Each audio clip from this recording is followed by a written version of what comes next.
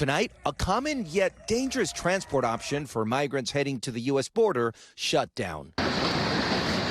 New images from Mexico's largest freight company, Ferromex, showing hundreds of migrants riding freight trains in what the operator calls a social and humanitarian issue. The company taking unprecedented action, announcing it is halting service on 60 different trains, the same train system that has routes to major destinations bordering U.S. cities like El Paso, Eagle Pass, and Nogales, leaving large groups of migrants stranded near the tracks. Nosotros vamos a continuar el viaje. De hecho, estamos esperando el tren.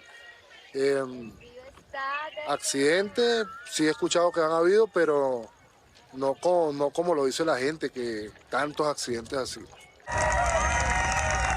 The company says in the last few days, as many as 1,500 migrants, including families with children, have been riding the trains north, resulting in half a dozen injuries and deaths. This morning, Mexico's President Andrés Manuel López Obrador speaking out about the company's service suspension. No, lo que nos importa no son los trenes, nos importa los migrantes.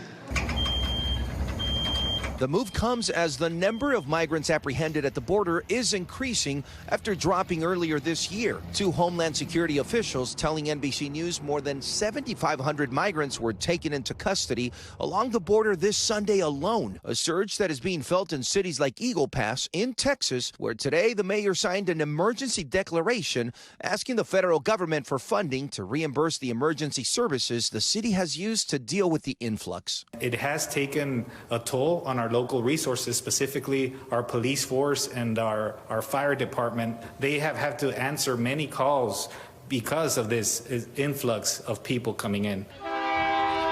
U.S. Customs and Border Protection saying tonight they are encouraged by the Ferromex train shutdown, emphasizing that the border is not open as they brace for another potential increase of migrants.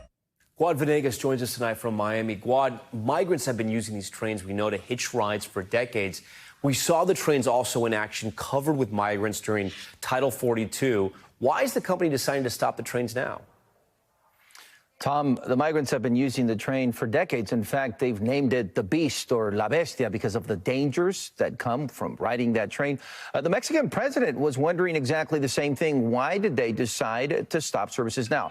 So a spokesperson with Ferromex told us that the reason why they're doing it now is because of the unprecedented number of migrants. So essentially, they're seeing more migrants than ever before, and that's why they made the decision to stop the trains. Now, Tom, moving forward, we have to see what kind of effect this is going to have on commerce, because these are trains that are bringing products to the United States. So now there's going to be an effect on all of those products that are not making their way to the border. Thanks for watching. Stay updated about breaking news and top stories on the NBC News app or follow us on social media.